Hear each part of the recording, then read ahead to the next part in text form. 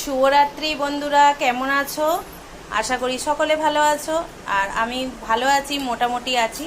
তোমাদের তো সকালে শেয়ার করেছিলাম যে আমার দিদির অ্যাপেন্ডিক্স প্লাস গল ব্লাডারে স্টোন হয়েছে, দুটোই অপারেশন করবে। তার জন্য দিদির শরীরে ব্লাড কম। দিদিকে আগে হসপিটালে ভর্তি করে ব্লাডটা দিয়ে দিচ্ছে 4-5 বোতল মতো। তারপর চন্দননগরে সানের নার্সিংহোমে দিদি মঙ্গলবার আবার অ্যাডমিট হবে, বুধবারে দিদির অপারেশন হবে। তো চলো, মনটা ভালো নেই। দুপুরে তো নিরামিষ রান্না করেছিলাম, আর এবেলাতে দেখো মুগ ডালের খিচুড়ি করেছি, মানে মুগ ডাল আর ডালিয়ার খিচুড়ি করে নিয়েছি। এই যে মাঝে ঘি দিয়ে দিয়েছি, আর সাথে আছে পটল আলুর দম, নিরামিষ, দারুণ হয়েছে। আর পটল আলুর দম করেছি, দেখতেই পাচ্ছ, নিরামিষ পটল আলুর দম, একটু ঘি দিয়ে হিং দিয়ে করেছি। আর খেতে তো ভালোই লাগছে, ফ্লেভারটা দেখো।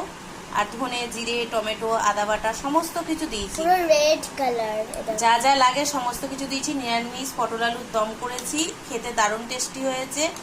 আর এখানে ডালিয়া, মুগ ডালের ডালিয়ার খিচুড়ি, সাথে আছে ঘি। তো চলো খেয়ে নিই।